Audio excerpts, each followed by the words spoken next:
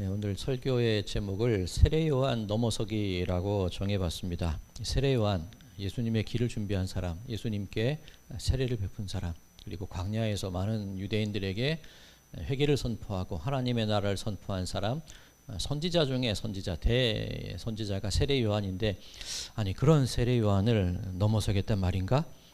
그런 의미로 받아들이실 수 있는데, 예수님께서도 세례 요한에 관해서 극찬의 말씀을 하시기도 하셨습니다. 오늘 본문 11절 말씀인데, 내가 진실로 너희에게 말하노니 여자가 낳은 자 중에 세례 요한보다 큰 이가 일어남이 없도다.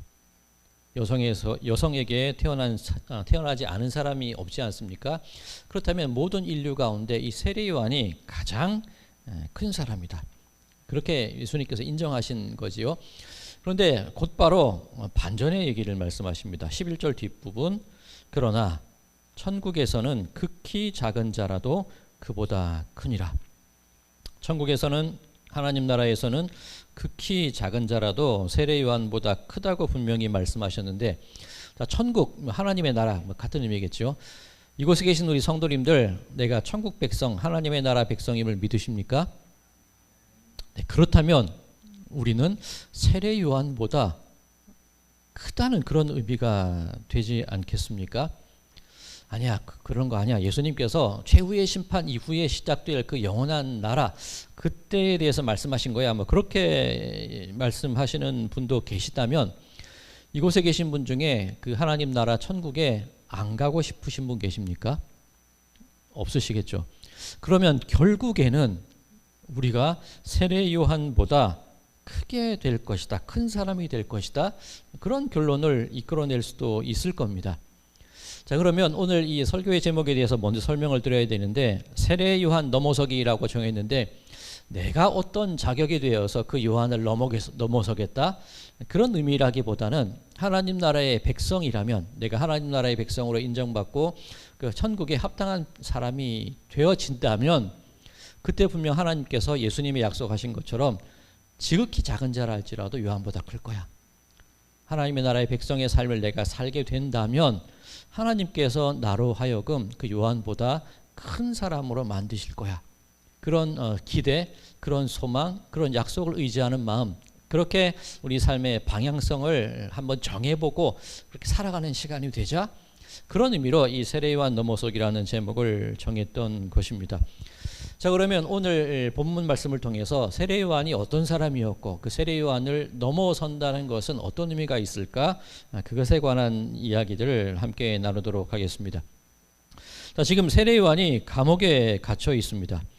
그런데 감옥에서 예수님에 관한 소문을 듣고 있자니 좀 의문이랄까요, 확인받고 싶은 것이 있었던 것 같습니다. 그래서 자신의 제자들, 세례 요한의 제자들을 예수님께로 보내게 됩니다. 오늘 본문 2절과 3절 말씀입니다. 요한이 옥에서 그리스도께서 하신 일을 듣고 제자들을 보내어 예수께 여짜오되, 오실 그이가 당신이오니이까 우리가 다른 일을 기다리오리이까. 그러면 세례 요한이 왜 이런 질문, 왜 이런 의문을 가졌을까, 그것에 대해서 우리가 한번 확인을 해봐야 되는데, 지금 요한의 상태가 옥에 갇혀 있는 상태다, 그렇게 성경은 증언합니다. 이 마가복음 6장에 그와 관련된 설명이 자세히 나와 있고, 제가 그 일부를 오늘 지보에도 실어드리긴 했습니다. 유대왕이었던 헤롯이 자기 동생의 아내를 자기가 취하게 됩니다. 이거 그러면 안 되잖아요. 물론 이 당시 이 고대 사회에서 다른 사람의 왕의 부인을 취하는 경우도 있습니다. 내가 이겼다는 의미로 어떤 승리자의 승전국의 왕으로서 그런 일도 있었습니다만, 지금 헤롯은 그렇지 않지 않습니까? 그런데 이 해서는 안 될 일을 했는데 그 사실에 대해서 누구도 그 잘못을 지적하지 않았다는 겁니다. 단 한 명, 세례 요한만이 그 일에 관하여서 그것이 잘못된 것이어서 정의로운 이야기를 했었던 것이지요. 이것이 마가복음 6장 17절과 18절에 나와 있습니다. 전에 헤롯이 자기가 동생 빌립의 아내 헤로디아에게 장가든 고로 이 여자를 위하여 사람을 보내어 요한을 잡아 옥에 가두었으니, 이는 요한이 헤롯에게 말하되 동생의 아내를 취한 것이 옳지 않다 하였습니다. 헤롯의 잘못을 지적한 그 이유로 인해서 지금 감옥에 갇혀 있는 겁니다. 자, 그러면 한번 따져보고 생각해 봐야 될 것이 예수님은 왜 가만히 계셨을까요? 요한이 예수님의 길을 예비한 사람입니다. 그리고 요한은 정의롭게 하나님의 올바른 정의를 세상에 선포하기 위해서 헤롯의 잘못된 것을 지적을 했는데 예수님은 왜 가만히 계셨냐는 거예요. 뭐 후일을 도모하기 위해서 뭐 그런 의미도 있을 수 있습니다. 일단 넘어가겠습니다. 그런데 감옥에서 소문을 가만히 듣자니 예수님께서 하시는 그 일들이 그 이적과 표적을 나타내시는데 그게 조금 요한에게 의문이 들었던 것 같아요. 자, 보통 유대인들의 경우에 메시아라고 하면 정치적인 메시아를 기다렸지 않습니까? 이 로마의 압제에서 우리를 구원해 줄 새로운 왕 메시아를 기다렸는데 요한도 그랬을까? 요한은 그러지는 않았던 것 같아요. 이 요한복음 1장 29절에서 31절 말씀을 보면 이 요한이 예수님에 관하여서 아주 정확한 고백을 하고 있는 장면이 있습니다. 요한복음 1장 29절에서 31절입니다. 이튿날 요한이 예수께서 자기에게 나아오심을 보고 이르되 보라 세상 죄를 지고 가는 하나님의 어린 양이로다. 내가 전에 말하기를 내 뒤에 오는 사람이 있는데 나보다 앞선 것은 그가 나보다 먼저 계심이라 한 것이 이 사람을 가리킴이라. 나도 그를 알지 못하였으나 내가 와서 물로 세례를 베푸는 것은 그를 이스라엘에 나타내려 함이라 하니라. 예수님이 세례 받으시는 그 광경을 이 세례 요한의 입장에서 세례 요한의 관점에서 얘기하는 겁니다. 그런데 분명 지금 요한복음 1장 29절에 세상 죄를 지고 가는 하나님의 어린 양이로다. 그죠? 단순히 정치적인 메시아를 기다리는 게 아니라 세례 요한의 경우에는 예수님께서 오신 분명한 목적 알고 있었다는 얘기입니다.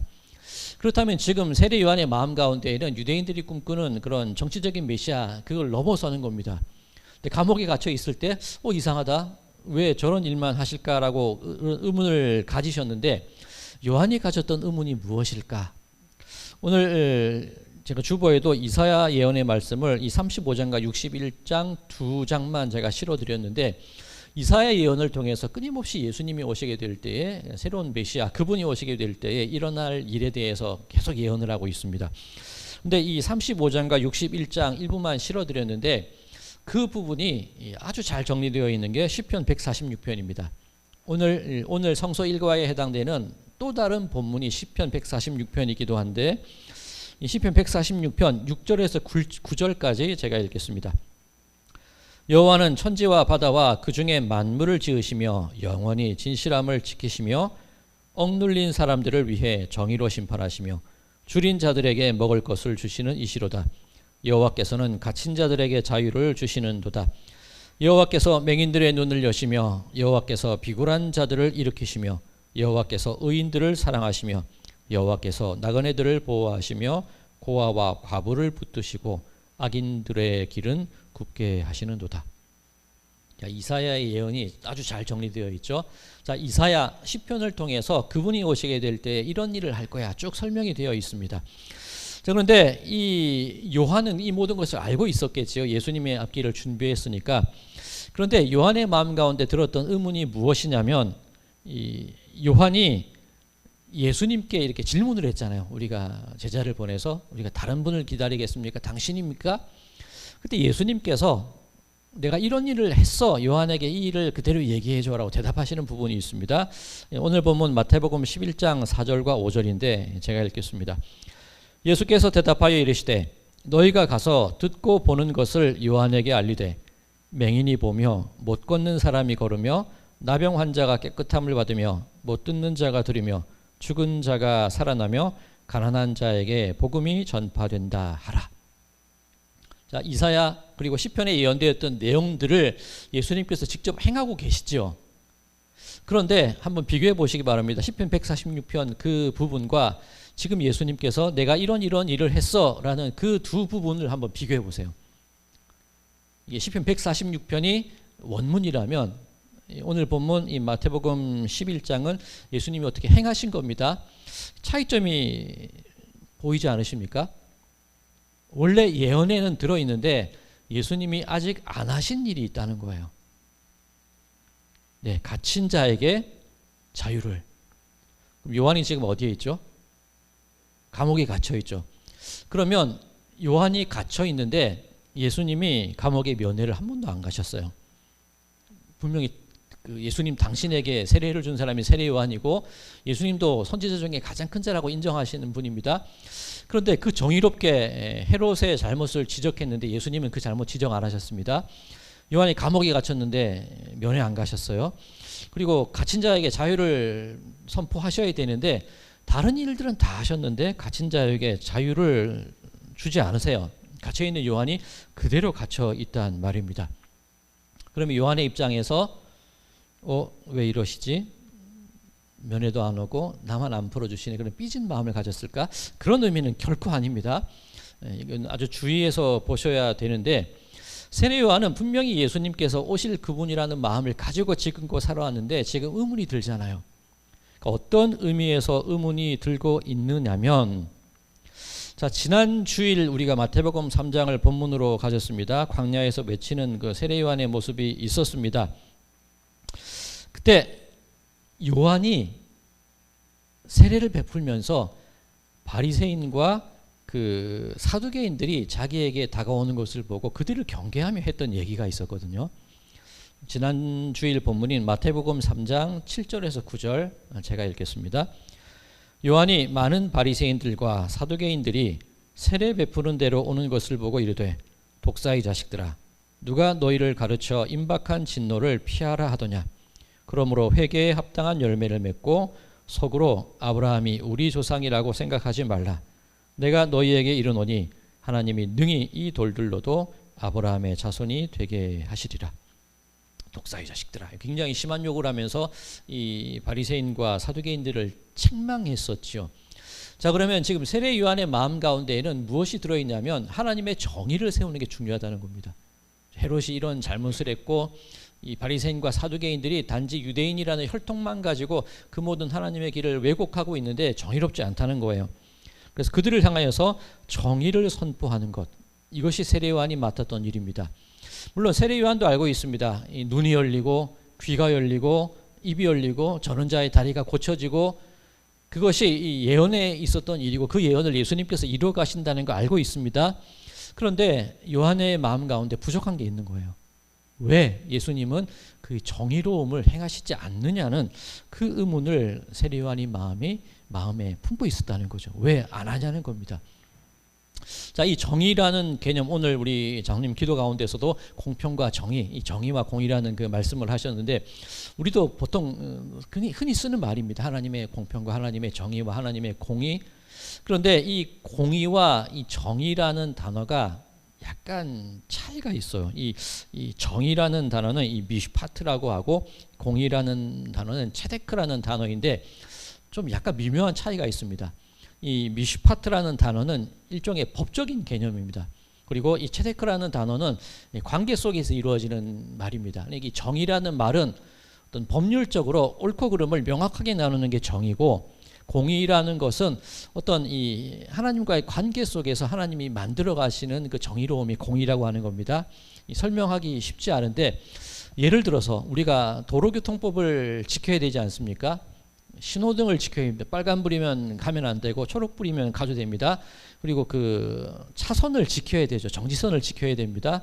우리 들어가선 안 되는 곳은 들어가면 안 돼요. 그 모든 법을 지키는 것이 정의입니다. 이게 그 미슈파트예요. 법적인 용어로 지키는 것. 그러면 공의가 뭐냐면 구급차의 경우에 구급차라도 그냥 다 어기진 않죠. 그 안에 급한 환자가 있을 경우에는 사이렌을 울리면서 그 신호라든가 차선이라든가 금지한 것을 넘어서게 되죠. 그러니까 이게 이 탈법, 이 법을 넘어선다는 의미가 아니라 구급차의 개념이 어떻습니까? 그 안에 위급한 환자가 있기 때문에 그 다른 법들도 지키고 중요하지만 그 법이 준수되는 것이 기본이지만 무엇보다도 그 환자의 생명이 가장 우선시 되는 게 아니겠습니까? 긴급 상황 시에는 공의라는 게 그렇다는 거예요.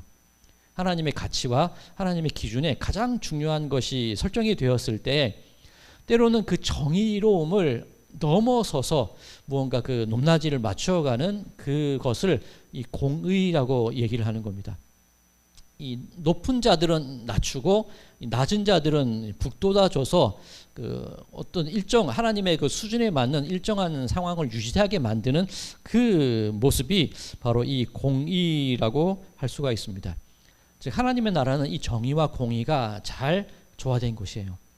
법적으로 지켜야 될 이 정의로움도 있는 반면에 공의로서 가장 우선시 되어야 되는 것이 있다면 그것을 위하여서 무언가 정의로움을 낮추고 높이고 북돋고 그런 맞춰가는 과정이 있는 것이 공의, 하나님의 나라라는 겁니다. 그러면 이 정의와 공의가 이루어지는 과정 속에서 크게 이 두 가지 방법이 있다고 생각할 수 있는데, 첫 번째는 이 악인을 벌하는 거예요. 심판하는 거예요. 그 악인이 행한 마땅한 일들을 징계함을 통하여서, 그리고 억울한 사람의 마음에 있는 억울함을 풀어줌으로써 이 정의로움을 실현하는 그 방법이 있습니다. 이게 지금 세례 요한이 바라는 거잖아요. 이 독사의 자식들아, 누가 너희더러 그 진노의 하나님의 진노를 피하라 하느냐?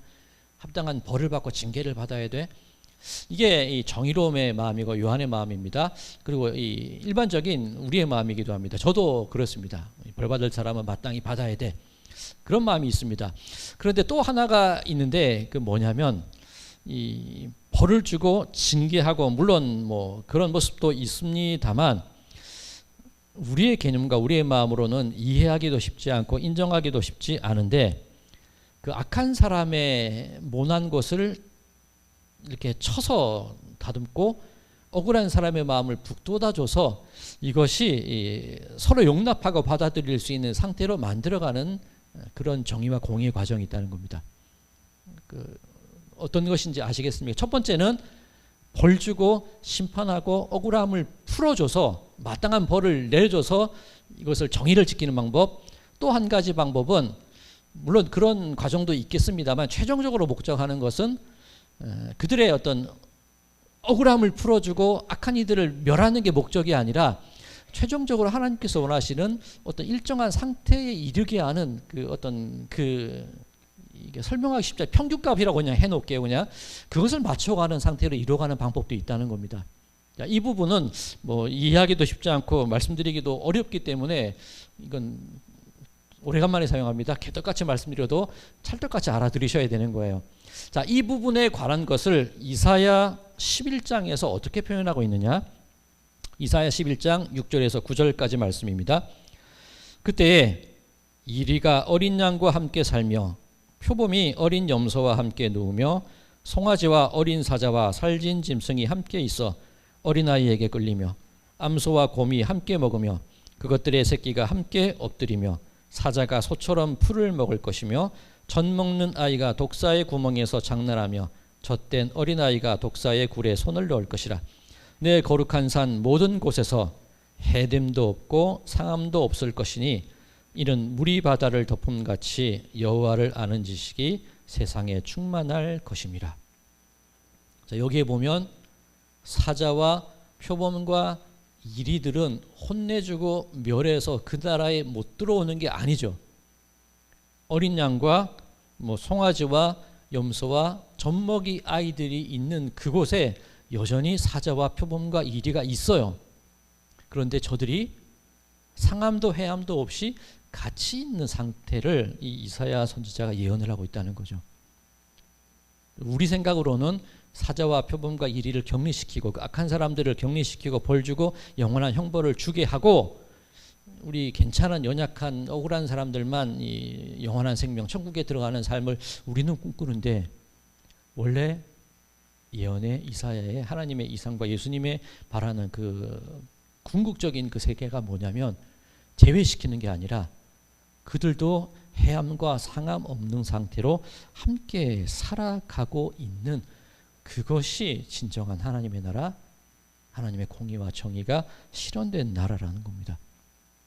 자, 그러면 지금 세례 요한이 잘못 생각하고 있다? 그 의미가 결코 아닙니다. 오늘 이 본문 7절에서 10절 말씀 가운데 예수님이 요한에 대해서 이렇게 말씀하십니다. 그들이 떠나매 예수께서 무리에게 요한에 대하여 말씀하시되 너희가 무엇을 보려고 광야에 나갔더냐?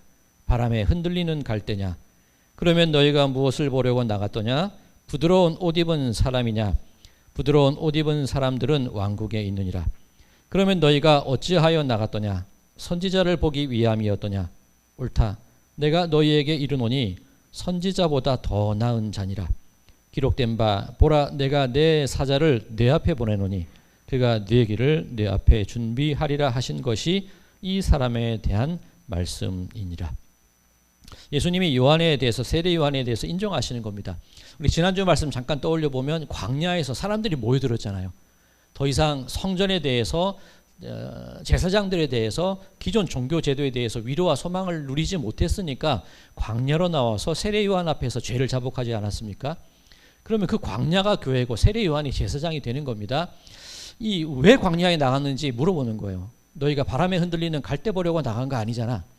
그죠? 이런 세상의 풍조와 이리저리 흔들리는 사람의 마음, 이리로 쏠리고 저리로 쏠리는 마음 때문에 광야로 나간 거 아니잖아. 부드러운 옷 입은 사람 보려고 나간 거 아니잖아. 마치 권력자들, 그 부유한 사람들, 왕궁에 있는 사람들, 그것 때문에 나간 거 아니잖아. 요한 보러, 선지자 보러 나간 거잖아. 그리고 세례 요한, 이 말라기서를 인용하신 건데, 예수님께서 나의 길을 예비하는 자, 선지자 이 요한 맞아, 그 말씀을 하시는 겁니다. 그러면 예수님의 말씀에 의하면 요한이 지금 하는 일 맞다는 거예요. 그 예언 맞다는 겁니다. 정의를 선포하는 것 맞다는 거예요. 잘 하고 있다는 겁니다. 그런데 여자가 낳은 자 중에 가장 큰 자가 맞는데, 하나님의 나라가 임하게 될 때 하나님 나라에 그 살아가는 백성들에게 있어서는 지극히 작은 자라도 요한보다 크다는 거예요. 그러면 세례 요한의 시대는 구약의 마지막입니다. 선지자의 마지막 선지자로서 끝이 났고, 새로운 시대, 신약, 예수님의 시대, 하나님에다가 시작이 될 텐데, 그 나라는 예수님께서 교회의 머리가 되시죠. 그리고 우리들은 그 머리 되신 예수님의 지체로서 교회의 성도의 삶을 살아가게 될 겁니다. 그러면 요한이 가졌던 그 정의로움과 그 마음들 맞고 잘했고 가장 큰 사람이 맞는데, 이제부터 시작되는 하나님의 나라 사람들은 요한보다 더 커야 되지 않겠냐는 겁니다. 그 생각보다 더 넓은 마음, 더 원대한 것, 더 큰 예수님의 꿈을 품으며 살아가는 것이 너희가 되어야 되지 않겠느냐? 예수님 그 말씀하시는 거예요. 내가 세례 요한보다 뭐가 자격이 있어서 잘나서 요한을 넘어서는 게 아니라, 예수님께서 당신 나라의 백성에 합당한 사람이 된다면 자연스럽게 그 요한의 마음을 뛰어넘게 되고, 그 요한의 마음보다 더 넓은 하나님의 정의와 공의를 품을 수 있는, 그 이리와 사자와 그 모든 표범들과 그것들과도 함께 누릴 수 있는 그 마음의 상태가 이제 품어야 되지 않겠느냐? 그 말씀을 하고 계시다는 겁니다. 자, 오늘 말씀이 우리가 이해하기도 받아들이기도 쉽지 않다고 말씀을 드렸습니다. 자, 이 요한복음 17장에 보면, 이 요한복음 17장이 조금 어려워요. 근데 예수님의 기도의 내용입니다. 정말 이 요한복음 17장 한번 찬찬히, 어렵지만 한 구절 한 구절 몇 번이건 거듭해서 읽어보시기 바랍니다. 예수님의 그 넓으신 마음이 어느 정도인지 알 수 있는 부분인데, 이 요한복음 17장에 보면 예수님께서 여러 부분이 있습니다만 영생에 관하여서 말씀하시는 부분이 있습니다. 영생. 자, 영생하면 누가 떠오르시나요? 저는 영생하면 진시황이 떠올라요. 진시황이 바랬던 것이 불로장생이죠. 내가 늙지도 않고 영원히 사랑하는 것. 자, 우리가 생각하는 영생이라는 게 어쩌면 진시황이 생각했던 불로장생을 닮아 있는 것 같아요. 천국에 가면 영원히 죽지도 않고 계속 이어지는 시간을 살아갈 거야. 그런 꿈을 가지고 살아가는데, 이 진시황이니까 이 불로장생을 꿈꾼 것 아니겠습니까? 이게 어떤 의미가 있냐면, 왕이죠, 권력 있죠, 돈도 있죠, 내 말 한마디면 이 모든 사람들이 끔뻑 넘어가죠. 그 상태라면 안 늙고 안 죽고 쭉 살아도 꽤 괜찮지 않겠습니까? 근데 반대로 만약에 내가 실업자고 하는 일마다 안 돼요. 그러면 그 상태로 영생 살아가고 싶으십니까? 그래도 살아가고 싶으신 분이 계실 수도 있는데, 자, 이 쿠마의 무녀라는 사람이 이 신화에 나오는 얘기인데, 이 아폴론이 이 쿠마에가 그 나폴리 지역 근처에 있는 그 지역의 이름입니다. 이 쿠마에라는 지역이 있는데, 거기 아폴론 신전에서 일을 하고 있는 무녀, 일종의 그 무당 같은 여인이 쿠마의 무녀입니다. 이 아폴론이 그 사랑했어요. 그래서 소원 한 가지를 말하면 내가 들어줄게 그랬습니다. 그 쿠마의 무녀가 어떤 소원을 들었냐면, 이 모래 한 줌을 가득히 지고 와서 내가 이 날만큼 살고 싶습니다, 그 얘기를 해요. 아폴론이 그 얘기를 들어줍니다. 그런데 실수를 했어요.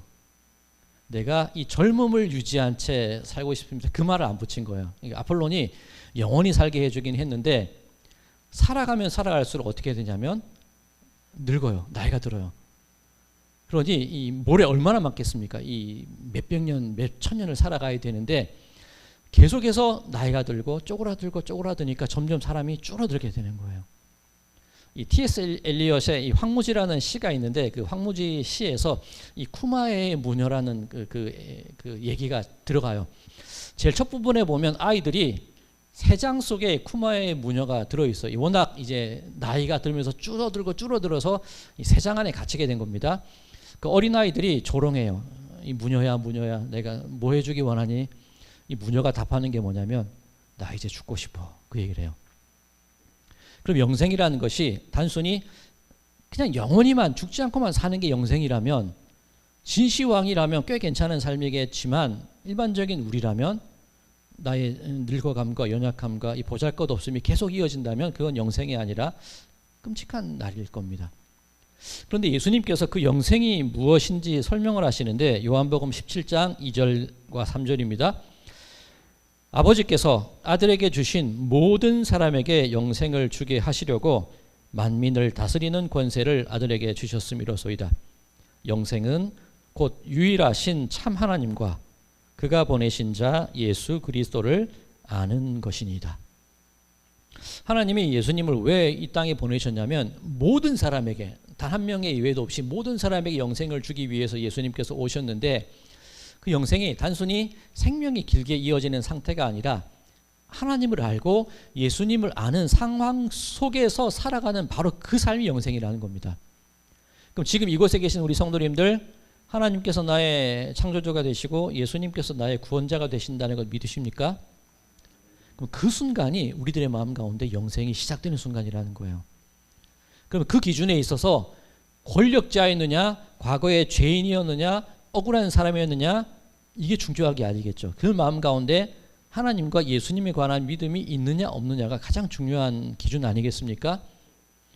예수님이 바라보시는 게 예수님이 우리에게 원하시는 게 그거라는 거예요. 우리는 때로는 정의롭고 물론 맞습니다. 예수님께서도 이 말씀하시다 보면 그 성전에서 장사하는 사람들의 상을 뒤엎지 않으십니까? 그리고 이 뭐 고라시나 화이도다 이 몇몇 도시들을 말씀하시면서 차라리 너희들이 마지막 때에 소돔보다 더 못할 거야, 더 어려울 거야, 그 무서운 말씀을 하시기도 합니다. 예수님도 심판과 징벌에 대해서 말씀을 하시는데 궁극적인 목적이 심판하고 징벌하는 게 목적입니까? 하나님과 나를 알아서 영생에 들어가는 게 목적입니까? 하나님과 나를 알아서 영생에 들어가는 것이 예수님의 목적이시거든요. 그렇다면 정의롭고 옳고 의롭고 그 마음이 세례 요한의 마음이라면 이제부터 그리스도인으로 살아가는 우리들의 마음 가운데는 무엇이 기준이 되어야 되느냐? 하나님을 아는 것과 예수 그리스도를 그 아는 마음으로 영생에 들어갈 수 있는 그 자격 조건을 얻어가는 것, 일이라 할지라도 사자라 할지라도 표범이라 할지라도 기꺼이 그 영생의 삶 가운데 함께 품을 수 있는 그 큰 마음의 상태를 가지는 것이 우리들이 지녀야 될 마음의 모습과 방향성이 아닐까? 그런 생각을 하게 되는 겁니다.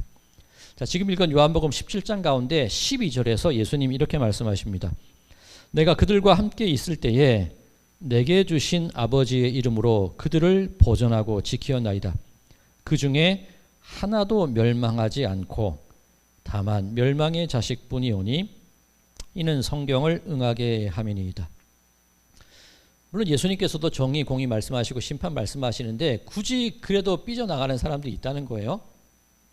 그런데 예수님의 마음은 그 중에 하나도 멸망하지 않게 되는 것이 예수님의 바람이시라는 거예요. 저 나쁜 놈 처벌받고 지옥 보내야지 그 마음이 아니라 예수님의 기본적인 마음은 하나도 멸망하지 않는 그것이 예수님께서 꿈꾸는 하나님의 나라라는 겁니다. 이 디모데전서 2장 4절에서는 이렇게 표현되어 있습니다. 하나님은 모든 사람이 구원을 받으며 진리를 아는 데에 이르기를 원하시느니라. 누구? 얘네들은 빼놓고? 이게 아니죠. 모든 사람이 구원을 받으며 진리를 아는 데 이르기를 원하시느니라. 이제 이 세례 요한의 이야기로 다시 돌아가겠습니다. 요한의 생각이 틀렸다는 것 아닙니다. 충분히 잘했고 선지자 중에 큰 자이고 여자 중에 낳은 자 중에 가장 큰 자가 맞습니다만, 이제부터 시작되는 하나님의 나라, 우리 그 마음보다 더 넓은 마음 품어야 하지 않겠습니까? 교회의 머리 되신 주님을 따라 교회의 지체로 살아가는 우리들의 마음이라면 적어도 마땅한 심판과 마땅한 보응을 즐거워하는 마음이라기보다는 오히려 안타까워하며 어떻게든 그 예수님의 영생에 함께 들어가기를 바라는 것이 우리들의 가장 기본적인 마음이어야 하지 않을까. 자, 이 마음이 세례 요한 넘어서기라는 말로 표현될 수 있을 것 같습니다.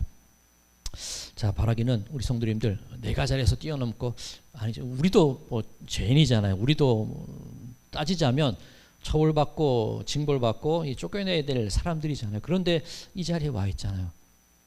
나도 와 있는데 저 사람은 안 되라는 생각보다는 가장 근원적인 그 예수님의 꿈과 예수님의 소망과 그 예수님의 마음을 배워가는 것, 그 방향성대로 살아가는 것이 우리들의 모습이 되어야 되지 않을까? 그 꿈 나도 꾸고 싶어. 그 마음 나도 가지고 싶어. 그 넓은 그 끌어안을 수 있는 그 품, 나도 그 품 가지고 싶어. 어린 양과 이리와 표범과 사자들이 함께 뛰노는 그 세상 나도 꿈꾸고 싶어. 그런 바람을 가지고 살아가는 모습들이 정말 우리 그리스도인들의 삶의 모습이 아닐까라는 마음을 품어봅니다. 바라기 우리 성도님들의 삶 가운데 세례 요한을 넘어서는 우리 모든 성도님들이 되시기 바랍니다. 그렇게 교회의 지체로서, 교회로서, 성도로서 만들어지고 그 방향을 세워나가시는, 그렇게 하나님의 원대한 영생의 삶을 기꺼이 누리며 살아가시는 그런 우리 모든 성도님들의 삶이 되시기를 주님의 이름으로 간절히 축원드립니다.